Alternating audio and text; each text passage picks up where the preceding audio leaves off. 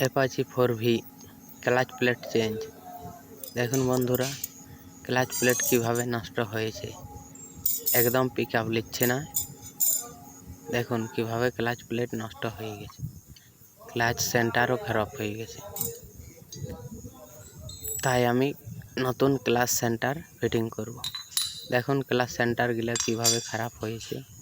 এ দেখুন নতুন clutch centre Apache 4V গাড়ি। অ্যাপাচি 4V গাড়ির ক্লাচ সেট পাওয়া যায়, clutch centre, clutch plate, pressure plate সব একসঙ্গে আছে, স্প্রিং পুরা সেট আছে।